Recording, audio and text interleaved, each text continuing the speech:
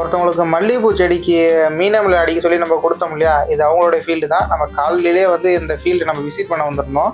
இது பார்த்திங்கன்னா அடித்து 3 நாள் ஆகுது. இந்த சாமந்தி செடியில் பார்த்திங்கன்னா எல்லா சாமந்தி செடியிலையுமே பார்த்திங்கன்னா பூ அவ்வளோ சூப்பராக வந்திருக்கு பாருங்கள். மீனமில் அடிக்கிறதுக்கு முன்னாடி செடி எப்படி இருந்துச்சு, இப்போ எப்படி இருக்குன்னு பாருங்கள். ஒவ்வொரு செடியிலையும் பார்த்திங்கன்னா பூ அவ்வளோ சூப்பராக வந்திருக்கு.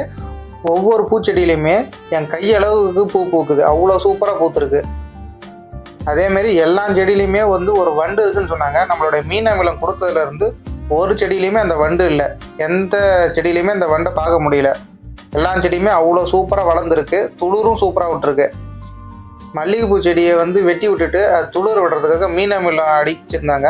இப்போ எல்லா செடியிலையும் பார்த்தீங்கன்னா சூப்பராக துளிர் விட்டுருக்கு. இப்போ இங்கே இருக்கிற செடி பார்த்தீங்கன்னா காக்கட்டா செடி. இதில் துளிர் எப்படி வந்திருக்கு நீங்களே பாருங்கள்.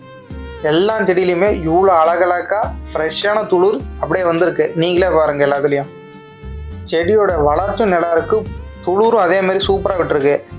இதுக்கு பின்னாடி தான் மல்லிகைப்பூ செடி போட்டிருக்காங்க. இந்த மல்லிகைப்பூ செடி கூடயே தான் இதே போல் சாமந்தி பூவும் போட்டிருக்காங்க. இல்லை சாமந்தி பார்த்திங்கன்னா இந்த மீனமில் அடிக்கிறதுக்கு முன்னாடி பார்த்திங்கன்னா பூ வந்து ரொம்ப குட்டி குட்டியாக இருந்துச்சு. இப்போ பார்த்திங்கன்னா எல்லா இதுலேயுமே சூப்பராக பெருசு பெருசாக எல்லா செடியிலுமே பூ பூத்துருக்கு.